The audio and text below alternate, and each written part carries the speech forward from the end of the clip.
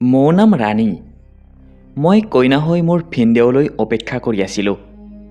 কাৰণ মোৰ ভিনদেউৰ লগতেই আজি মোৰ বিয়া হৈছিল আৰু এতিয়া তেওঁ মোৰ স্বামী হৈ গৈছিল। মোৰ ভিনদেউৱে মোৰ বাইদেউক মাৰিছিল। এই কথাটো অকল মাত্ৰ মই জানিছিলোঁ। মোৰ বাইদেউৰ সন্তানটোৰ খাতিৰত মোক ভিনদেউৰ লগত জবৰদস্তি বিয়া দিছিল।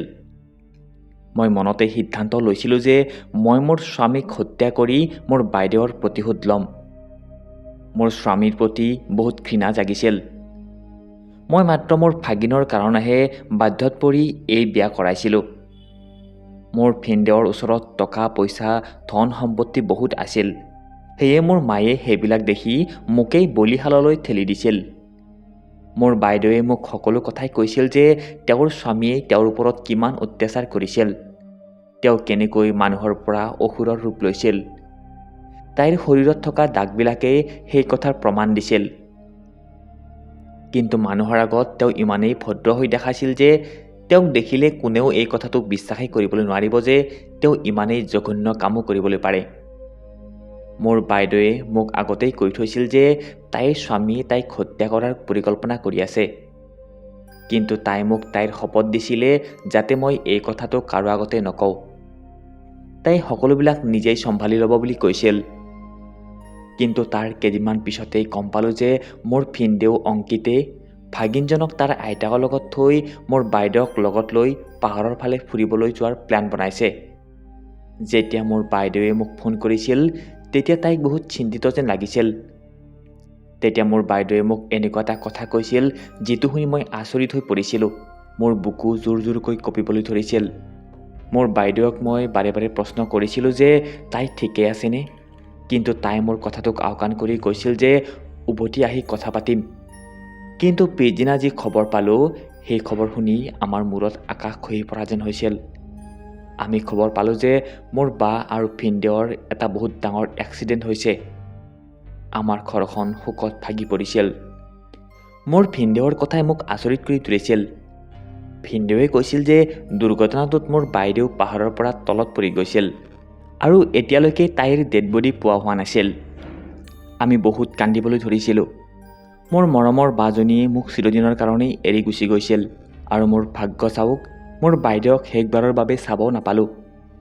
মোৰ মগজুটোৱে এই কথাটো ভাবি ভাবি পাগল হৈ গৈছিল। মই গৈ ভিনদেউক দেখিলোঁ যে তেওঁ সাধাৰণ দুখ পাইছে। তেতিয়া মোৰ মনলৈ সেই কথাটো আহিছিল যে মোৰ বাইদেৱে যোৱাৰ সময়ত সুখী হোৱাৰ সলনি দুখী হৈ গৈছিল আৰু তাই মোক কৈ আছিল যে ৰাণী, যদি মোৰ কিবা এটা হৈ যায় তেতিয়াহ'লে তই মোৰ অংশুক চাবি, তাক অকলে এৰি নিদিবি। এতিয়া মই মোৰ ভিনদেউক সন্দেহৰ চকুৰে চাবলৈ ধৰিছিলোঁ। এয়া কেনেকৈ সম্ভৱ হ'ব পাৰে যে এই দুৰ্ঘটনাটোত অংকিতে মাত্ৰ সাধাৰণ আঘাত পালে আৰু মোৰ বাইদেউৰ প্ৰাণেই গুচি গ'ল। মোৰ মনটোৱে এই কথাটো কোনোপধ্যেই মানি ল'বলৈ বিচৰা নাছিল। নিশ্চয় অংকিতেই মোৰ বাইদেউক মাৰিছে। কিন্তু মোৰ ঘৰৰ মানুহে অংকিতক সান্তনা দিলে আৰু সেয়ে মই তেওঁক আৰু কোনো প্ৰশ্ন নকৰিলোঁ। কিন্তু যেতিয়া বেলেগ মানুহে মোৰ ঘৰৰ মানুহক প্ৰশ্ন কৰিলে তেতিয়া অংকিতে যেনেকৈ কৈছিল মোৰ ঘৰৰ মানুহেও তেনেকৈয়ে কৈছিল। মই এই কথাটোত আচৰিত হৈছিলোঁ যে মোৰ বাহিৰে কোনো এজন ব্যক্তিয়ে এই কথাটো ভবা নাছিল যে দুৰ্ঘটনাটো দুয়োজনৰে হৈছিল। তেনেক্ষেত্ৰত মোৰ বাইদেউৰহে কেনেকৈ মৃত্যু হ'ল। মই ভাবি লৈছিলোঁ যে সেয়া মোৰ বাইদেউক হত্যা কৰাৰ এটা বহুত দিনৰ পৰিকল্পনা আছিল। নহ'লে যিমানবাৰেই তেওঁলোকে পাহাৰলৈ ফুৰিবলৈ গৈছিল প্ৰতিবাৰে মোৰ ভাগিন অংশুকো তেওঁলোকে লগত লৈ গৈছিল। কিন্তু এইবাৰ তেওঁলোকে অংশুক তাৰ আইতাকৰ ওচৰত এৰি থৈ গৈছিল। যেতিয়া মই মোৰ সন্দেহৰ কথা মোৰ ঘৰৰ মানুহৰ আগত ক'লোঁ তেতিয়া সকলোৱে মোকেই গালি পাৰিবলৈ ধৰিছিল আৰু কৈছিল যে তই তোৰ বায়েৰাৰ মৃত্যুত বেছিকৈ মানসিকভাৱে আঘাত পাইছ, সেইকাৰণে যি টি কথা ক'বলৈ ধৰিছ আৰু নিজৰ ভিনদেউৰ দৰে সুচৰিত্ৰবান মানুহৰ ওপৰত অভিযোগ কৰি আছ। মই তেতিয়া ঘৰৰ মানুহৰ আগততো মনে মনে থাকিলোঁ, কিন্তু যেতিয়াই অংকিত আমাৰ ঘৰলৈ আহিল তেতিয়া মই সুযোগ বুজি তেওঁক যি টি প্ৰশ্ন কৰিবলৈ ধৰিলোঁ। তেওঁক প্ৰশ্ন কৰিলোঁ যে এক্সিডেণ্টটো আপোনালোক দুয়োৰে হৈছিল, তেনেহ'লে আপুনি ইমান কমকৈ আঘাত কেনেকৈ পালে? মই অংকিতক এনেকুৱা সুৰত প্ৰশ্ন কৰিছিলোঁ যিটো শুনি অংকিতে থতমত খাই গৈছিল আৰু সি ইফালে ইফালে চাবলৈ ধৰিছিল।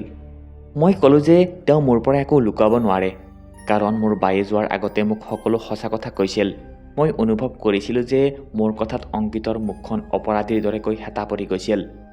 তাৰপিছত অংকিতে নিজকে নিয়ন্ত্ৰণ কৰি ক'লে, যদি তুমি জানাই তেনেহ'লে আৰু ভাল কথা, কিন্তু সত্যতা যদি তুমি কাৰোবাৰ আগত কৈও দিয়া তেনেহ'লেনো কোনে বিশ্বাস কৰিব? সেইকাৰণে মনে মনে থাকা, মোক প্ৰশ্ন নকৰিবা। অংকিতে ভয়ে ভয়ে মোক ক'লে। এতিয়া অংকিতে আমাৰ ঘৰলৈ অহা বন্ধ কৰি দিছিল আৰু অংশুক কিছুদিন পিছতে আমাৰ ঘৰৰ পৰা লৈ গৈছিল। আমাৰ ঘৰৰ সকলোৱে বাইদেউৰ মৃত্যুক সহজভাৱে লৈছিল, কিন্তু মোৰ মগজুৰ পৰা মোৰ বাছ যোৱা নাছিল। অংকিতৰ মুখৰ শব্দকেইটাই মোক আৰু বেছি অশান্তি দি আছিল। সি নিজৰ ভুল স্বীকাৰ কৰিছিল, কিন্তু লগতে সি এই কথাটোও কৈছিল যে মই সেই কথা কাৰো আগতে ক'ব নোৱাৰোঁ আৰু কোনেও মোৰ কথাক বিশ্বাস নকৰিব। সি ঠিকেই কৈছিল, কাৰণ ঘৰত কোনেও মোৰ কথা বিশ্বাস কৰা নাছিল। সকলোৱে অংকিতকে অন্ধভাৱে বিশ্বাস কৰিছিল। ধৈৰ্যৰ সীমা তেতিয়া পাৰ হ'ল যেতিয়া সম্পূৰ্ণ এমাহ পিছত মোৰ মা দেউতাই সিদ্ধান্ত ল'লে যে মোৰ বিয়া মোৰ ভিনদেউৰ লগত কৰাই দিব। সেয়া শুনাৰ লগে লগে মোৰ ভৰিৰ তলৰ মাটি খহি যোৱা যেন হ'ল। মই তেনেকুৱা মানুহৰ লগত কেতিয়াও মোৰ জীৱন পাৰ কৰিবলৈ নোৱাৰোঁ, যি মোৰ নিজৰ বাইদেউৰ হত্যাকাৰী। আৰু তেওঁৰ লগত মোৰ বায়ে কান্দি কান্দি জীৱন পাৰ কৰিলে। আৰু মোৰ বায়ে মোক জনাইছিল যে অংকিতৰ এটা বেমাৰ আছে, সেইকাৰণে তাৰ লগত বিয়া হোৱাটো মোৰ জীৱনৰ এটা বহুত ডাঙৰ প্ৰত্যাহ্বান আছিল। কিন্তু মোৰ সৰু 4 বছৰীয়া ভাগিন অংশুৰ তেতিয়া প্ৰায় বেমাৰ হৈ থকা হৈছিল, আৰু মা দেউতাই বিচাৰিছিল যে সি যাতে ঘৰত এটা ভাল পৰিৱেশ পায়, মাকৰ মৰম পায়। সকলোৱে এইটোৱে বিচাৰিছিল মই অংকিতৰ লগত বিয়া হোৱাটো, কাৰণ অংশুৱে মাকৰ দৰে মৰম মোৰ পৰাহে পাব পাৰিব। মই মোৰ মাৰ লগত কথা পাতিবলৈ চেষ্টা কৰিলোঁ আৰু বুজালোঁ যে মই অংশুক আমাৰ ঘৰলৈ আনিও তাৰ দায়িত্ব পালন কৰিবলৈ পাৰোঁ। কিন্তু অংকিতে অংশুক নিজৰ পৰা দূৰত ৰাখিবলৈ বিচৰা নাছিল। মোৰ ঘৰৰ মানুহে মোৰ ওপৰত হেঁচা দি মোৰ বিয়া অংকিতৰ লগত কৰাই দিলে, আৰু মই মোৰ ঘৰৰ পৰা বিদায় লৈ অংকিতৰ অট্টালিকাৰ দৰে ঘৰত প্ৰৱেশ কৰিলোঁ। মোৰ ভয় আছিলে যে মোৰো অৱস্থা তেনেকুৱাই হ'ব আৰু মোক শেষ পৰিণতিও ভয়ানক মৃত্যু হ'ব। মোৰ কান্দোন ওলাই আহিছিল, কাৰণ মোৰ ঘৰৰ মানুহে অংকিতৰ প্ৰকৃত ৰূপ গম নোপোৱাৰ কাৰণে আগতে এজনী কন্যা হেৰুৱালে, আৰু এতিয়া তেওঁলোকে তেওঁলোকৰ আনজনী ছোৱালীও সেই নৰসাধকটোৰ হাতত গতাই দিছে। মই কইনাৰ সাজত অংকিতৰ কোঠাত বহি কান্দি আছিলোঁ। অংশুৱে মোক মাকৰ ৰূপত দেখি বহুত সুখী হৈছিল, আৰু সেই আনন্দতে সি মোৰ ওচৰতে শুই গৈছিল। অংকিতে যেতিয়া কোঠাৰ ভিতৰত প্ৰৱেশ কৰিলে, তেতিয়া অংশুক মোৰ ওচৰত শুই থকা দেখি তাৰ মূৰত অলপ দেৰি হাত ফুৰাই থাকিলে। তাৰপিছত তেওঁ অংশুক কোচত লৈ তাৰ কোঠাত শুৱাবলৈ লৈ গ'ল। মোৰ বুকু ভয়তে কঁপিবলৈ ধৰিছিল, আৰু মোৰ অন্তৰে বিচাৰিছিল যে মই ইয়াৰ পৰা পলাই গৈ কোনো সুৰক্ষিত ঠাইত লুকাই থাকোঁ, যাতে অংকিতৰ চকুত কেতিয়াও মই নপৰোঁ। ভয়ৰ লগতে মোৰ অংকিতৰ প্ৰতিও ঘৃণা জাগিবলৈ ধৰিছিল, কাৰণ তেওঁ মোৰ বাৰ হত্যাকাৰী আছিল। মই তেওঁক স্বামীৰ ৰূপত কেনেকৈ স্বীকাৰ কৰিবলৈ পাৰোঁ? কিন্তু মই বাধ্য আছিলোঁ। এতিয়া মই ইয়াতে থাকিবলৈ লাগিব। অংশুৰ কাৰণে তাৰ বাপেকৰ প্ৰতিটো কথাই মই শুনিবলৈ লাগিব, কাৰণ মোৰ মায়ে মোক বুজাই পঠিয়াইছিল যে যদি মই মোৰ স্বামীৰ কথা নুশুনো বা তেওঁক সন্মান নকৰোঁ তেনেহ'লে ঘৰৰ পৰিৱেশ বিনষ্ট হৈ যাব।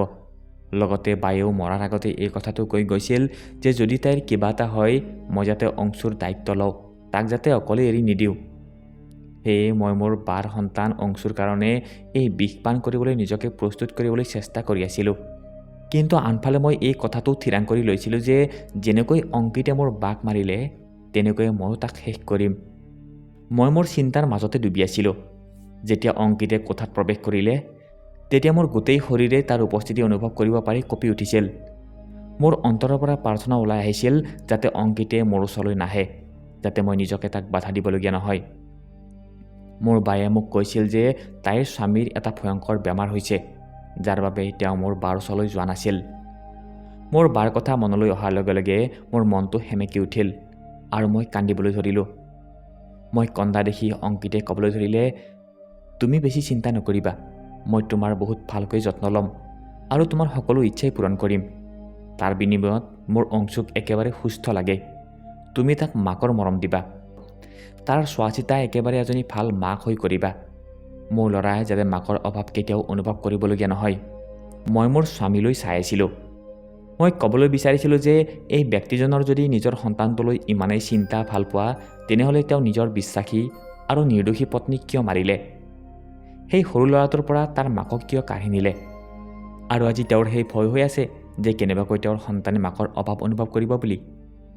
কিন্তু মই অংকিতক একো ক'ব পৰা নাছিলোঁ, কাৰণ মই বিচৰা নাছিলোঁ যে মই কিবা এনেকুৱা কথা কৈ দিওঁ যাৰ ফলত সেই ব্যক্তিজনে নিজৰ প্ৰকৃত ৰূপলৈ আহি যায়। মই ভাবিছিলোঁ যে মই বৰ চতুৰতাৰে মোৰ বাইদেউৰ প্ৰতিশোধ ল'ম। মই মনে মনে তলমূৰ কৰিলোঁ আৰু মই তাৰ পৰা উঠি যাবলৈ লওঁতেই অংকিতেই মোৰ হাতত ধৰিলে আৰু মোৰ হাতৰ আঙুলিত এটা ধুনীয়া আঙুঠি পিন্ধাই দিলে আৰু মোক মৰমেৰে সাৱটি ধৰিলে। পিছদিনা মোৰ ঘৰৰ মানুহে মোক লগ কৰিবলৈ আহিলে। তেতিয়া মোৰ মায়ে মোক এটা প্ৰশ্ন কৰিলে যে কি তুমি এতিয়া ঠিকেই আছানে? কাৰণ মই এই বিয়াত বহিবলৈ একেবাৰে প্ৰস্তুত নাছিলোঁ। সেইকাৰণে মোৰ ঘৰৰ মানুহ চিন্তিত হৈ আছিল। মই মোৰ মাৰ প্ৰশ্নত তলমূৰ কৰি বহি আছিলোঁ, কাৰণ মোৰ ওচৰত ক'বলৈ আৰু একো নাছিল। মোৰ পাৰ হৈ যোৱা নিশাৰ কথা মনলৈ আহিবলৈ ধৰিলে আৰু মোৰ মনত নানা ধৰণৰ কথা কিছুমান আহিবলৈ ধৰিলে। মোৰ মাৰ চিন্তা দেখি মই তেওঁক বিশ্বাস দিলোঁ যে মই একেবাৰে ঠিকেই আছোঁ আৰু সকলো ঠিকেই আছে, মোৰ কোনো অসুবিধা নাই হোৱা। মোৰ মায়ে মোৰ কথা বিশ্বাস কৰি লৈছিল আৰু মই মনৰ ভিতৰতে ভাবি থৈছিলোঁ যে মই অংকিতৰ সত্যতা আৰু মোৰ বাইদেউৰ ৰহস্যৰ সন্ধান উলিয়াইহে এৰিম। মোৰ ঘৰৰ মানুহে মোৰ কথাত বিশ্বাস কৰি গুচি গ'ল আৰু মই অংকিতৰ ফালে চাই আছিলোঁ, কাৰণ বিয়াৰ প্ৰথম নিশাই মোৰ বাইদেউৰ কথা মিছা বুলি প্ৰমাণ হৈছিল। কাৰণ অংকিত একেবাৰেই ঠিকেই আছিল, তেওঁৰ কোনো বেমাৰ নাছিল, আনকি তেওঁৰ আচৰণো বেয়া নাছিল। তেওঁ বহুত ভালকৈ মোক ব্যৱহাৰ কৰিছিল। মই ভাবি লৈছিলোঁ যে হয়তো বিয়াৰ প্ৰথম নিশাই অংকিতে মোক মাৰধৰ কৰিব। কিন্তু ফুলশয্যাৰ নিশা অংকিতে মোক যেনেদৰে তেওঁৰ মৰম নিবেদন কৰিছিল সেয়া দেখি মই আচৰিত হৈ পৰিছিলোঁ। কিন্তু মই ভাবি লৈছিলোঁ যে হ'ব পাৰে অংকিতৰ এই আচৰণ হয়তো মোক দেখুৱাবলৈহে কৰিছিল, হয়তো তেওঁ মোৰ সন্দেহ দূৰ কৰিবলৈ সেয়া দেখুৱাইছে। সেইকাৰণে মই এতিয়া অংকিতক বিশ্বাস কৰিবলৈ পৰা নাছিলোঁ। মোৰ বাইদেউৰ কান্দি থকা চকু মোৰ মনত পৰিছিল। অংকিতৰ ওচৰত টকা পইচাৰ কোনো অভাৱ নাছিল। তেওঁ মাহেকত লাখ টকা উপাৰ্জন কৰিছিল, কিন্তু তাৰ পিছতো মোৰ বায়ে পুৰণি কাপোৰ পিন্ধিছিল আৰু তেওঁৰ মুখত সকলো সময়তে এটা দুখৰ ছাঁ পৰি থাকিছিল। অংশু জন্ম হোৱাৰ পিছত অংকিতে মোৰ বাইদেউক একেবাৰে চাকৰণী বনাই দিছিল। যেতিয়াই তাই ঘৰলৈ আহিছিল তেতিয়া মই মোৰ বাৰ লগতে থাকিছিলোঁ। মোৰ বায়ে সকলো সময়তে কিবা নহয় কিবা চিন্তাত ডুবি থাকিছিল। কিন্তু এতিয়া অংকিতৰ আচৰণ ব্যৱহাৰ মোৰ লগত একেবাৰে নম্ৰ আছিল।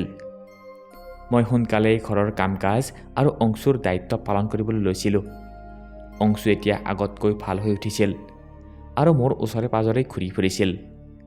মই তাক সকলো ধৰণে সুখত ৰাখিবলৈ চেষ্টা কৰিছিলোঁ। এতিয়া মোৰ আৰু অংকিতৰ বিয়াৰ এবছৰ পাৰ হৈ গৈছিল। মোৰ অনুভৱ হৈছিল যে যেনেকৈ অংকিতে সকলো সময়তে মোৰ ওপৰত লক্ষ্য ৰাখিছিল, তাৰ পৰা যেন মই অশান্তি পাবলৈ ধৰিছোঁ। এদিন মই অধৈৰ্য হৈ অংকিতক প্ৰশ্ন কৰিলোঁ, আপুনি মোক সকলো সময়তে চাই কিয় থাকে? মোৰ কথাত অংকিতে যি উত্তৰ দিলে সেয়া শুনি মই থতমত খাই গৈছিলোঁ। অংকিতে কৈছিল যে মই এইটোৱে চাই থাকোঁ যে তুমি সঁচাকৈ এনেকুৱা নে এদিন তুমিও তোমাৰ বাৰ দৰে হৈ যাবা। মই অংকিতৰ কথা শুনি আচৰিত হৈ পৰিছিলোঁ। মোৰ এনেকুৱা লাগিছিল যেনেকৈ মই অংকিতৰ প্ৰকৃত ৰূপ চাবলৈ উত্তাৱল হৈ আছোঁ, তেনেকৈয়ে যেন অংকিতে মোৰ সত্যতা জানিবলৈ অস্থিৰ হৈ আছিল। মই আচৰিত এই কথাটোত হৈছিলোঁ যে অংকিতৰ কিয় এনেকুৱা লাগিছিল যে মই তেওঁৰ পৰা কিবা লুকুৱাইছোঁ আৰু অংকিতে কিয় এনেকৈ কৈ আছে যে মই মোৰ বাইদেউৰ দৰে হৈ যাম। আচলতে মোৰ বা কেনেকুৱা আছিল? তেওঁৰ মুখৰ শব্দই মোৰ মগজুত খেলিমেলি সৃষ্টি কৰি পেলাইছিল। যিমানেই সময় পাৰ হৈ গৈ আছিল মই সিমানেই খেলিমেলিৰ ভিতৰত সোমাই গৈ আছিলোঁ। অংকিতৰ গাত মই এনেকুৱা একো দেখা নাছিলোঁ যাৰ মই কিবা অনুমান কৰিবলৈ পাৰোঁ। এদিন অংশুৰ বহুত বেছি জ্বৰ উঠিলে আৰু সি গোটেই দিন জ্বৰতে ছটফটাই আছিল। সেই সময়ত অংকিত ঘৰত নাছিল।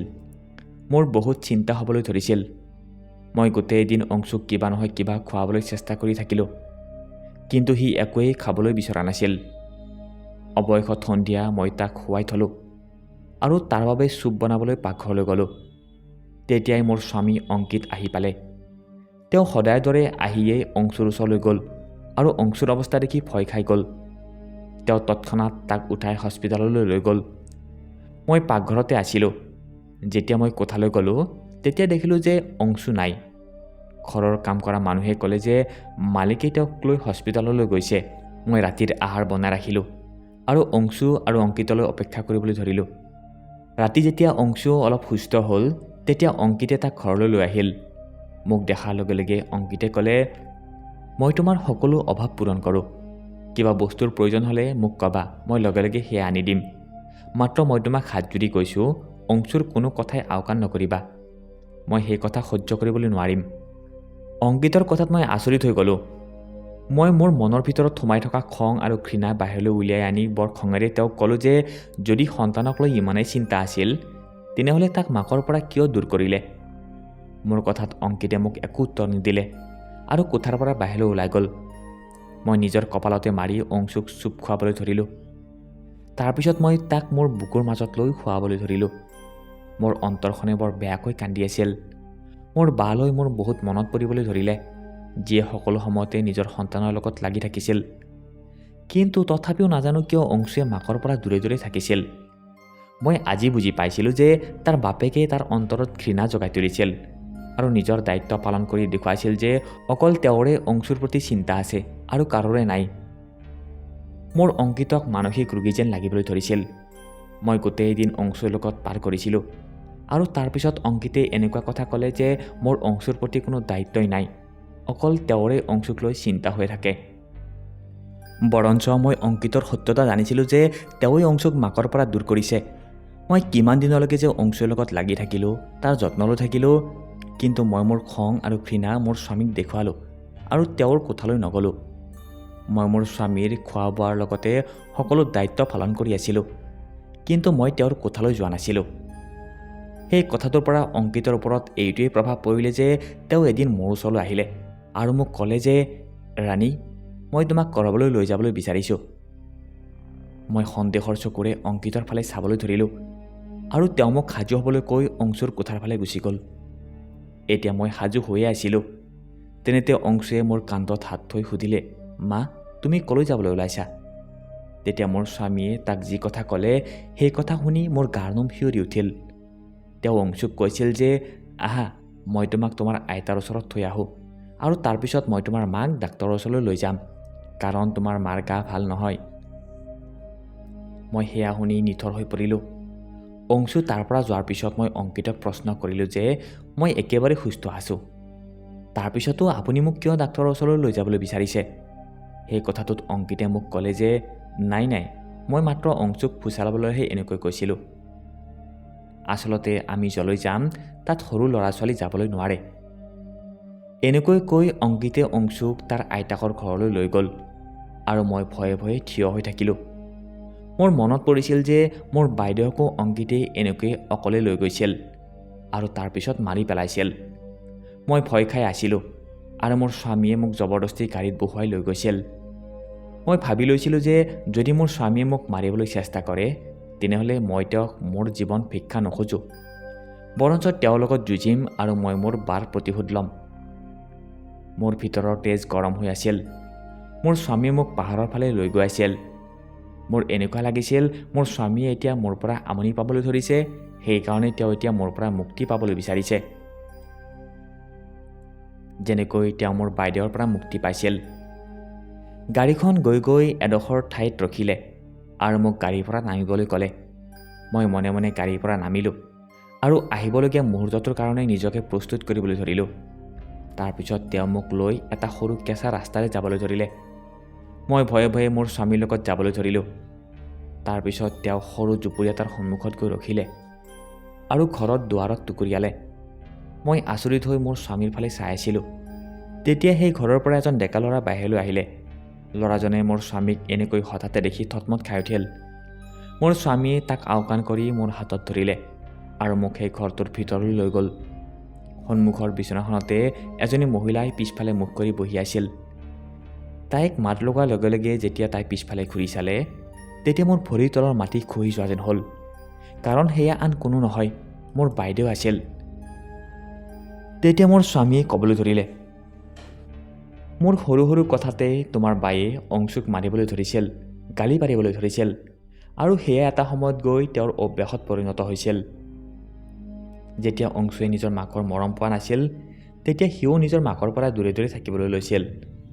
তোমাৰ বায়ে মোৰ বাবে সাজি কাচি থাকিবলৈ এৰি দিছিল, নিজকে বহুত বেয়া অৱস্থাত ৰাখিছিল। তেওঁ কৈছিল যে মোৰ তোমাক লৈ কোনো মৰম ভাল পাই নাই, তোমাৰ বাবে কিয় সাজি কাচি থাকোঁ। তোমাৰ বায়ে মোক ইমানখিনি কৈছিল যে মোক ডিভ'ৰ্চ দিয়া, মই বিজয়ৰ লগত বিয়া হ'বলৈ বিচাৰোঁ। মই তেওঁক বহুত বুজালোঁ যে আমাৰ এটা সন্তান আছে, তাৰ কথাটো এবাৰ ভাবা, সি তোমাৰ অবিহনে কেনেকৈ থাকিব। কিন্তু তেতিয়া তাই মোক কৈছিল যে সি তোমাৰো সন্তান, তাৰ দায়িত্ব তুমি ল'বা। মই মোৰ জীৱন নিজৰ ইচ্ছামতে জীয়াবলৈ বিচাৰোঁ। মই অংশুৰ কাৰণে তোমাৰ বাক সঠিক পথলৈ আনিবলৈ বিচাৰিছিলোঁ, কিন্তু তোমাৰ বায়ে যেন মোৰ পৰা ডিভ'ৰ্চ ল'বলৈ আৰু বিজয়ৰ লগত বিয়া হ'বলৈ প্ৰতিজ্ঞা কৰি লৈছিল। এবাৰ যেতিয়া মই ঘৰলৈ আহিলোঁ, তেতিয়া দেখিলোঁ যে তোমাৰ বায়ে অংশুক বেয়াকৈ মাৰধৰ কৰি আছে। তেতিয়া মোৰ বহুত খং উঠিছিল আৰু মই খঙতে তেওঁক মাৰিছিলোঁ, কিন্তু পিছত মই তেওঁক ক্ষমা বিচাৰিছিলোঁ। কিন্তু এদিন তোমাৰ বাৰ ওপৰত মোৰ ঘৃণা জাগিবলৈ ধৰিলে। তাই মোৰ ঘিণ লাগিবলৈ ধৰিলে। যেতিয়া মই অফিচৰ পৰা ঘৰলৈ উভতি আহিছিলোঁ, তেতিয়া মই তোমাৰ বাক বিজয়ৰ দুবাহুৰ মাজত দেখিছিলোঁ। এনেকুৱা কোন পুৰুষ হ'ব যে নিজৰ পত্নীক পৰপুৰুষৰ দুবাহুৰ মাজত দেখিব আৰু তলমূৰ কৰি গুচি যাব? মই এই কথা তোমাৰ মা দেউতাৰ আগতো কৈছিলোঁ। তেতিয়া তোমাৰ মা দেউতাই কৈছিল যে তেনেকুৱা ছোৱালী আমাৰ কাৰণে মৰি যোৱা বুলি ভাবিলোঁ। এতিয়া তুমি তাইৰ লগত যি ইচ্ছা কৰা, আমাৰ ক'বলগীয়া একো নাই। মই তোমাৰ বাক বহুত বুজালোঁ, কিন্তু তাই মোৰ লগত থাকিবলৈ নিবিচাৰিলে আৰু মই তেনেকুৱা পত্নীক ৰাখি কি কৰিম? আৰু তেতিয়া মই তোমাৰ বাক ডিভ'ৰ্চ দি তাইক তাইৰ প্ৰেমিকৰ লগত পঠিয়াই দিলোঁ। আৰু মই এই বুলি চাৰিওফালে কথাটো বিয়পাই দিলোঁ যে তাই মৰি গৈছে। কিন্তু সত্যতা কি সেয়া তোমাৰ মা দেউতাই জানে, আৰু সেইকাৰণেই তোমাক মোৰ লগত বিয়া দিলে আৰু তোমাক বিশ্বাস দিয়ালে যে মই তোমাৰ লগত তেনেকুৱা একো নকৰোঁ। সত্যতা জনাৰ পিছত মই এবাৰ মোৰ বাইদেউৰ ফালে চালোঁ। তেতিয়া তাই লাজতে তলমূৰ কৰিলে। মই মোৰ চিন্তাধাৰাৰ ওপৰত লাজ পাবলৈ ধৰিলোঁ। মোৰ বায়ে নিজৰ স্বামীৰ পৰা ডিভ'ৰ্চ ল'বলৈ মোক কিমান ডাঙৰ মিছা কথা ক'লে, কিমান বদনাম কৰিলে। মই মোৰ ভনীৰ মিছা কথাৰ কাৰণে মোৰ স্বামীকো মাৰিবলৈ বিচাৰিছিলোঁ। মই সেমেকা চকুৰে মোৰ মহান স্বামীলৈ চালোঁ, যিজন ব্যক্তিয়ে আজিলৈকে এই সমাজক মোৰ বাইদেউৰ প্ৰকৃত ৰূপৰ কথা নাই কোৱা। যদি তেওঁ সেয়া সকলোৰে আগত কৈ দিলেহেঁতেন, তেনেহ'লে মোৰ মা দেউতাৰ সন্মান ধূলিৰ লগত মিহলি হৈ গ'লহেঁতেন। তেওঁতো মোকো মৰম আৰু সন্মান দিছিল। মই মোৰ বাক ক'লোঁ যে আজি তুমি মোৰ বাবে সঁচাকৈ মৰি গ'লা। মোৰ বায়ে বহুত লাজ পাইছিল। তাই মোক আৰু মোৰ স্বামীক ক্ষমা খুজি আছিল, কিন্তু আমি দুয়ো তাইক কোনো উত্তৰ নিদিয়াকৈ ঘৰলৈ আহি গৈছিলোঁ। সত্যতা জনাৰ পিছত মই মোৰ স্বামী আৰু মোৰ সন্তান অংশুৰ লগত সুখেৰে থাকিবলৈ ধৰিলোঁ। মই মোৰ স্বামীক ক্ষমা বিচাৰিছিলোঁ। কৈছিলোঁ যে মই আপোনাক মোৰ বাৰ হত্যাকাৰী বুলি ভাবি আছিলোঁ। মোৰ স্বামীয়েও মোক ক্ষমা কৰি দিলে, কিন্তু তেওঁ মোক প্ৰতিজ্ঞা কৰাইছিল যাতে মই তেওঁৰ লগত কেতিয়াও বিশ্বাসঘাতকতা নকৰোঁ, কাৰণ সকলো নাৰীয়ে একে নহয়। মোৰ বায়ে এগৰাকী মা হৈও নিজৰ সন্তানক এৰি থৈ গুচি গৈছিল, আৰু মই অংশুক জন্ম দিয়া নাছিলোঁ যদিও মই তাক মাকৰ মৰম দিছিলোঁ।